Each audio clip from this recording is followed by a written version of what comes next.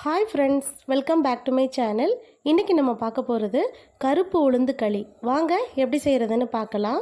நம்ம எல்லாருக்குமே தெரியும் கருப்பு உளுந்து நம்ம உடம்புக்கு எவ்வளோ நல்லதுன்னு. வயது வந்த பெண்களுக்கு கொடுக்கறது ரொம்பவே நல்லது. அது மட்டும் இல்லாமல் இதில் நிறைய சத்துக்கள் அடங்கியிருக்கு. இது ரொம்ப சிம்பிள் செய்கிறது. வாங்க எப்படி செய்கிறதுன்னு பார்க்கலாம். இன்றைக்கி மாப்பிள்ளை சம்பா அரிசி வச்சு தான் இந்த கருப்பு உளுந்து களியை நம்ம செய்ய போகிறோம். இது ரொம்பவே ஹெல்த்தியான ரெசிபி. அதுக்கு அடிகனமான ஒரு பாத்திரம் எடுத்துக்கோங்க. அதில் 1 கப்பு அளவுக்கு தோல் உளுந்து, கருப்பு உளுந்து எடுத்துருக்கிறேன்.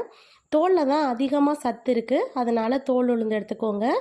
அதே கப்பில் 1/4 கப்பு அளவுக்கு மாப்பிள்ளை சம்பா அரிசி எடுத்துருக்கிறேன். நீங்கள் பச்சரிசி கூட எடுத்துக்கலாம். மாப்பிள்ளை சம்பா அரிசியில் இன்னுமே ஸ்ட்ரென்த்து ஜாஸ்தியாக இருக்குங்கிறதுனால நான் இதை எடுத்துருக்கிறேன். இது ரெண்டையுமே நல்லா மீடியம் ஃப்ளேமில் வச்சு பொன்னிறமாகிற வரைக்கும் வறுத்து எடுத்துக்கலாம். நல்ல வாசனை வரும், அது வரைக்கும் வறுத்து எடுத்துக்கோங்க.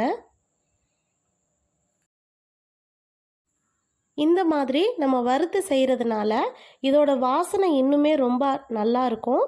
அது மட்டும் இல்லாமல் பொடி பண்ணுறதுக்கும் ரொம்ப ஈஸியாக இருக்கும்.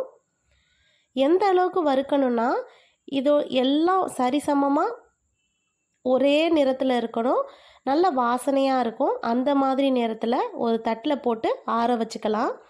நல்லா ஆறினதுக்கப்புறமா இதை ஒரு மிக்ஸி ஜாரில் மாற்றிக்கிறேன். இந்த மாதிரி நல்லா ஆற விட்டுருங்க. அதுக்கப்புறமா பொடி பண்ணிக்கலாம். இப்போ நல்லா ஆறிடுச்சு, ஒரு மிக்ஸி ஜாரில் சேர்த்துக்கிறேன். சேர்த்துட்டு இது கூடவே நல்ல வாசனைக்காக 2 ஏலக்காய் சேர்த்துக்கிறேன். சேர்த்துட்டு இப்போ நல்லா பொடியை அரைச்சி எடுத்துக்கலாம். எந்த அளவுக்குன்னா பாருங்கள், இந்த அளவுக்கு நல்ல பொடியை அரைக்கணும். இப்படி அரைச்சோம் அப்படின்னா தான் நம்ம களிக்கின்றதுக்கு ரொம்ப வசதியாக இருக்கும்.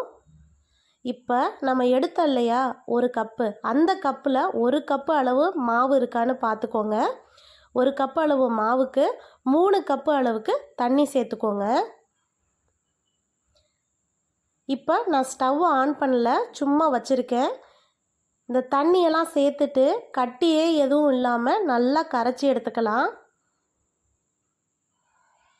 கட்டிகள்லாம் கரைச்சி எடுத்ததுக்கப்புறமா ஸ்டவ் ஆன் பண்ணிவிட்டு நம்ம செய்ய ஆரம்பிச்சிடலாம். இந்த மாதிரி நம்ம செய்யும்போது நமக்கு நடுவில் எதுவுமே தட்டுப்படாமல் நமக்கு நல்லா வரும் களி. இப்போ நல்லா கரைச்சி எடுத்ததுக்கப்புறமா காட்டுறேன். கட்டிகள்லாம் கரைச்சி எடுத்ததுக்கப்புறமா ஸ்டவ் ஆன் பண்ணிவிட்டு மீடியம் ஃப்ளேமில் வச்சு கிண்டி விடுங்க. நம்ம கிளறிட்டே இருக்கும்போது லைட்டாக நமக்கு கெட்டியாகிற மாதிரி இருக்கும். அந்த ஸ்டேஜில் லோ ஃப்ளேமில் வச்சு கிண்டிக்கோங்க. அடிகனமான பாத்திரம் வச்சோம் அப்படின்னா நமக்கு எந்த பிரச்சனையும் இல்லை, அப்படியே கிண்டிகிட்டே இருக்கலாம். முன்னை விட இப்போ லைட்டாக கெட்டியாகிற மாதிரி இருக்குது. கொஞ்சம் கொஞ்சமாக தண்ணி வற்றிட்டே இருக்கும்போது நல்லா லோ ஃப்ளேமில் வச்சுருங்க. இப்போ நல்லா தண்ணி வற்றி வந்துருச்சு. இந்த ஸ்டேஜில் நம்ம வெல்லம் சேர்த்துக்கலாம்.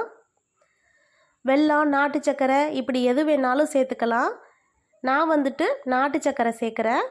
நாட்டு சக்கரையில் எந்த தூசியுமே இல்லாமல் இருந்துச்சுன்னா இப்படியே ஸ்ட்ரெயிட்டாக சேருங்க. ஒருவேளை தூசி அந்த மாதிரி எதுவாவது இருந்ததுன்னா தண்ணியில் நல்லா கரைச்சிட்டு வடிகட்டிட்டு அதுக்கப்புறமா சேர்த்துக்கோங்க. இப்போ பாருங்கள், நாட்டு சக்கரை சேர்த்ததுக்கப்புறமா லைட்டாக இலகி வருது.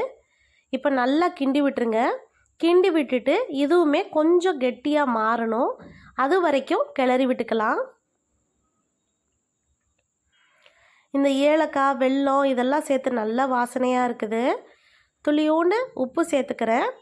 எப்போவுமே இனிப்பு செய்யும்போது கொஞ்சம் உப்பு சேர்த்தோம் அப்படின்னா அந்த இனிப்பு நல்லா எடுத்து கொடுக்கும். அதுக்காக கொஞ்சமாக உப்பு சேர்த்துக்கிறேன். முன்னை விட நல்லா கெட்டியாகி வந்துருச்சு. இந்த ஸ்டேஜில் நம்ம எடுத்தோம் இல்லையா, ஃபஸ்ட்டு அளந்தோம் இல்லையா, அதே கப்பில் சுத்தமான நல்ல எண்ணெய் இருக்குல்ல, செக்கில் ஆட்டின நல்லெண்ணெய், அது 1 கப்பு அளவு சேர்த்துக்கலாம். நார்மலாக இந்த மாதிரி தான் 1 கப்பு சேர்த்து தான் செய்வாங்க. உங்களுக்கு ரொம்ப எண்ணெய் பிடிக்காது அப்படின்னா 1/2 கப்பு சேர்த்து செஞ்சுக்கலாம். இந்த எண்ணெய் சேர்த்ததுக்கப்புறம் மீதி ரொம்ப லோ ஃப்ளேமில் வச்சுருங்க. வச்சுட்டு இந்த எண்ணெய் எல்லாம் அந்த களியோடு சேர்ந்து கலந்து வரணும். அப்படியே உள்ளே இறங்கிரும் இந்த எண்ணெயெல்லாம். அது அளவுக்கு நம்ம கிண்டி எடுத்துக்கணும். முன்னை விட பாருங்கள் எல்லாம் ஒன்று சேர்ந்துருச்சு. இன்னுமே கொஞ்சம் எண்ணெய் இருக்குது. கிளறிட்டே இருந்தோம் அப்படின்னா அது எல்லாம் ஒன்று சேர்ந்து வந்துடும். அது வரைக்கும் கிளறி எடுத்துக்கலாம். இப்போ பாருங்கள் நல்லா கலந்தாச்சு. இந்த இழுத்த எண்ணெயெல்லாம் வெளிவரணும். அது வரைக்கும் கிளறணும்.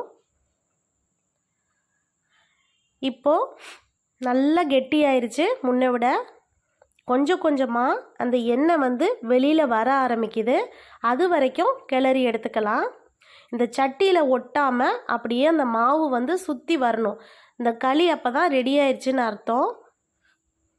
இப்போ பாருங்கள் சூப்பராக நம்ம விட்ட எண்ணெயெல்லாம் வெளியில் வந்துருச்சு. அது வரைக்கும் கிண்டணும் அப்படின்னா அருமையான கருப்பு உளுந்த களி ரெடி ஆயிடுச்சு. இந்த ரெசிபி உங்கள் எல்லாருக்கும் ரொம்ப பிடிச்சிருக்குன்னு நினைக்கிறேன். பிடிச்சிருந்தா லைக் பண்ணுங்கள், ஷேர் பண்ணுங்கள். மறக்காமல் நம்ம சேனலுக்கு சப்ஸ்கிரைப் பண்ணுங்கள். பாய்.